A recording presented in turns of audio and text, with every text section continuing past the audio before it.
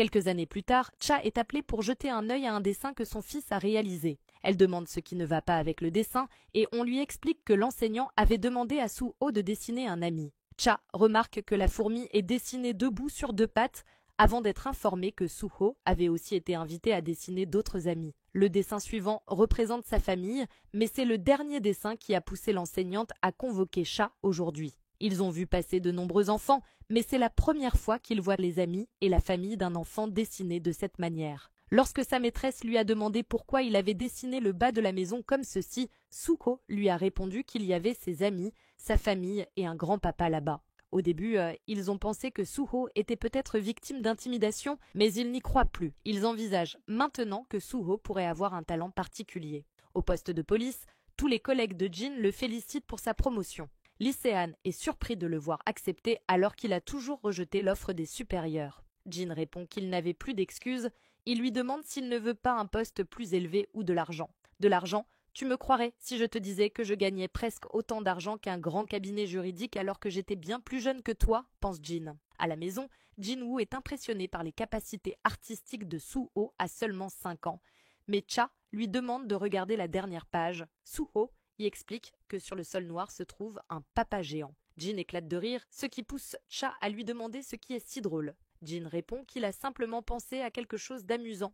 Cha lui apprend alors que les autres enfants ont peur de Suho. Chaque fois qu'ils s'approchent de lui, leur expression change sans raison apparente. Étant donné que les enfants ont des sens bien plus purs que les adultes, ils ont dû sentir le pouvoir du monarque. La véritable raison pour laquelle les enfants évitent Suho, c'est qu'ils ressentent les ombres. Ce pouvoir m'a été transmis sans devenir une catastrophe. Mais à la base, c'était un pouvoir destructeur caché dans le sujet le plus loyal du dieu de l'au-delà, dans le but de détruire toute création. Si les pouvoirs du monarque des ombres ont été transmis et ont grandi à l'intérieur de Suho, il serait impossible pour lui de mener une vie normale. Du moins, jusqu'à ce que Suho atteigne un âge où il pourra contrôler pleinement ses pouvoirs, il sera nécessaire de les réprimer. Jin expose ses intentions à Cha et remet à Beru un dessin que Suho a fait pour lui. En voyant le dessin, Beru fond en larmes et demande s'il peut faire ses adieux au petit seigneur. Dans la chambre, Beru prononce ses adieux au nom de tous les soldats de l'ombre. C'était un honneur de vous servir, jeune maître. Je prie pour votre santé, jusqu'à ce que nous puissions nous revoir. Jeune maître, j'espère que vous étudierez sérieusement, même si je ne suis pas là. Portez-vous bien, jeune maître. Jin souhaite à Suho de faire de beaux rêves et pose tendrement sa main sur son visage. Le temps passe et Suho marche seul vers l'école. Plusieurs années se sont écoulées depuis que Jin a scellé les pouvoirs de Suho. Le lycée est régi par la loi du plus fort, une nouvelle classe et des nouveaux camarades. Lee Eun-cheol discute avec ses amis. Tout le monde est jugé au premier coup d'œil. Qui sera ton ami et qui sera ton larbin? Jo Sung-ho insiste pour qu'ils s'entendent et Lee se dit que ce ne serait pas mal d'être ami avec lui vu qu'il est un peu bagarreur. Il pense que la hiérarchie ici est déjà à peu près établie. Mais le problème, c'est ce type. Suho parle avec les autres et tourne son regard, bougeant toute sa tête. Lee, furieux, le traite de connard arrogant, mais Jo répond qu'ils étaient dans le même collège et qu'il vaut mieux le laisser tranquille. Lee se retourne hors de lui et lui demande s'il veut mourir. Plus tard, à l'extérieur, Lee lui demande qui est Suho pour qu'il le protège comme ça. Jo répond que c'est le plus fort de son collège. Il ne pouvait même pas poser la main sur lui et qu'il avait peur qu'il se passe quelque chose, alors il a lu la situation et est intervenu. Lee continue à le frapper, disant que s'il y avait un type comme ça, il y aurait des rumeurs. Suho arrive et dit à Sung-ho de dire que c'est encore lui cette fois. Ils appelleront ça de la légitime défense. Jo accepte, tandis que Lee s'interroge quand soudain, un gamin est frappé en plein ventre et projeté en arrière. Le suivant se prend un coup de pied en pleine tête et s'écrase contre le trottoir. Lee envoie un direct vers Suho qui a les mains dans les poches. Mais ce dernier esquive d'un mouvement rapide, dévie son bras avant d'enchaîner avec un coup de pied en switch qui l'atteint en plein visage.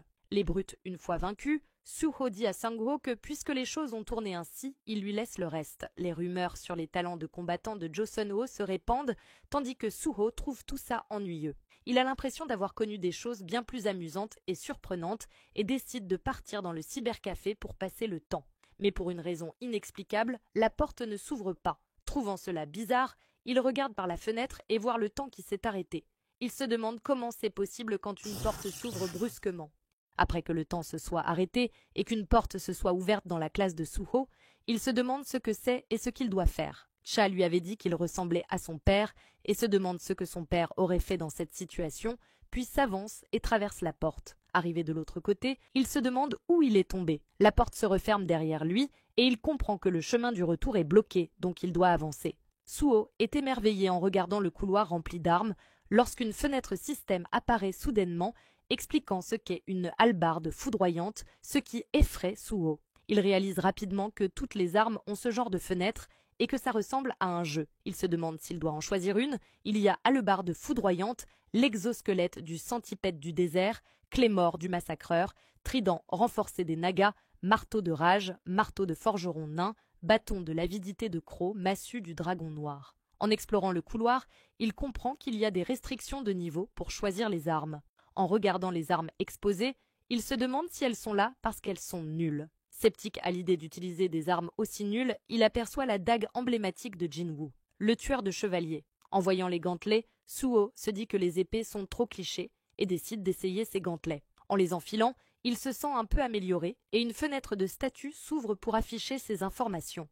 Plus tard, alors qu'il erre dans les couloirs, il passe devant un chevalier qui soudainement lève son épée et la bat sur Suho. Il parvient tout juste à réagir et à bloquer, se demandant ce qu'il se passe avant de se concentrer, briser la garde du chevalier et le frapper rapidement jusqu'à ce qu'il se casse. Le système l'informe qu'il a monté de niveau juste au moment où il se retourne, se souvenant qu'il y avait beaucoup d'autres chevaliers sur le chemin. Après que Suho se soit retrouvé encerclé, les chevaliers chargent, mais il libère sa puissance, les transperce à toute vitesse et les terrasse. Il monte de niveau plusieurs fois et se retrouve dans une fosse entourée de chevaliers. Après un moment de destruction, Suho fonce vers un groupe. Il écrase le visage de l'un, esquive l'attaque de l'autre, puis lui assène un coup de pied final. Reprenant son souffle au niveau 19, Suho se dit que s'il bat ces monstres en armure, il montera encore de niveau. Ça ressemble vraiment à un jeu. Il a eu un peu de mal au début, mais maintenant il peut les gérer même s'il l'attaque en groupe. Mais il se demande si leur niveau n'est pas plus élevé que le sien, alors comment il les a vaincus au niveau 1? Ou alors, c'est à cause de ce pouvoir. Déclarant qu'il veut devenir plus fort, il ouvre une immense porte et découvre un chevalier noir qui pue l'aura assis sur un trône. Se demandant s'il s'agit du boss, Suho remarque qu'il a l'air puissant. L'épée en main, Ygritte se dresse devant lui et Suho se dit qu'il doit attaquer en premier. Mais avant même de s'élancer, Ygritte est déjà juste devant lui, et soudain, Suho se réveille dans le couloir se demandant comment il a survécu. Il réalise qu'il est revenu à son point de départ. Reprenant le même chemin, il remarque qu'une des 3 torches est éteinte. Il se demande si c'est une coïncidence. Non, il pense que c'est impossible. Puisqu'il a monté de niveau, il change d'arme et y retourne, se disant qu'il doit être plus prudent. Une torche s'éteint et Suho se réveille à nouveau. 2 des 3 torches sont désormais éteintes. Il pique une crise. Ce chevalier noir est trop fort. Ce n'est pas un peu déséquilibré, se demande-t-il. À ce rythme, il n'arrivera jamais à le battre. En voyant une épée semblable à celle du chevalier noir, il se demande quelle est réellement la différence de niveau entre eux. Suho décide de gagner encore quelques niveaux avant de l'affronter à nouveau. Emportant plusieurs armes avec lui, il dit qu'il doit être prudent cette fois. Avançant vers les chevaliers, il se demande s'ils ne sont pas fatigués de tout ça. Il réalise qu'eux aussi reviennent à la vie à chaque fois. Avec un sourire, il s'interroge, du coup ça veut dire qu'ils apparaissent à l'infini? Il en écrase un avec une hache, en transperce d'autres avec une lance et tranche la tête d'un chevalier avec son bouclier. Il monte encore de niveau et lorsqu'un archer vise, Suho surgit derrière lui et le projette dans la salle avec un mini-punch de Saitama. Après avoir nettoyé le couloir, le système l'informe qu'il a atteint le niveau requis et lui propose une quête de classe. Il accepte, des portails apparaissent et on lui annonce qu'il peut obtenir des points pour une classe supérieure selon le temps qu'il tiendra. Le chrono démarre, les chevaliers avancent, mais Suho sourit et déclare « Ça aurait été un peu pénible sans chronomètre, mais là c'est parfait. » Et l'histoire parallèle continue. Les mages invoquent des boules de feu et les lancent, mais Suho saute et les esquive. Alors qu'ils se redressent, ils entonnent des incantations pour invoquer une gigantesque bombe de feu. Lorsqu'elle s'écrase, Suho la bloque de justesse avec son bouclier, mais avant qu'il puisse reprendre son souffle, il transforme une armure en un chevalier géant composé de toutes les autres. Soupirant, Suho jette son bouclier et fracasse le sol sous lui avant de surgir dans tous les sens autour du géant, le réduisant en tas de ferraille. Saisissant sa grande épée, il la fait tournoyer, découpant les chevaliers jusqu'à ce que la lame s'enfonce dans un mur. Suho dégaine ensuite son arc et abat un chevalier d'un tir puissant. Atterrissant derrière un autre, il saisit ses dagues et tranche le visage d'acier avant de tirer ses bras en arrière pour lancer les dagues et éliminer 2 autres chevaliers. Suo proclame qu'il n'a besoin de rien car les hommes se battent avec leurs poings. Après plusieurs montées de niveau, le système l'informe. Grâce aux points d'avancement accumulés, vous pouvez à présent passer à la classe supérieure. Une classe appropriée vous sera attribuée après analyse de vos actions. Votre esprit combatif a surmonté toutes les épreuves, vous avez confiance en votre force et avancez sans crainte. Vous avez débloqué la classe combattant. Votre classe a été décidée. Les points collectés sont proportionnels au temps de survie pendant l'épreuve. Vous avez dépassé le temps de survie prévu. En terminant l'épreuve avec plus de 50% de vos points de vie restants et en éliminant tous les ennemis, les points d'avancement ont dépassé la limite. Votre classe combattant a évolué en combattant des âmes. Mais sachant que cela ne suffit pas, car pour vaincre Ygris, il doit devenir encore plus fort, Suo décide de rester plus longtemps. En montant de niveau et en obtenant le collier du veilleur de rang A, une bague de mage de grade suprême de rang A et des gantelets du démon ardent de rang S, il entre à nouveau dans la chambre du boss et l'histoire parallèle continue. Abonne-toi pour la suite.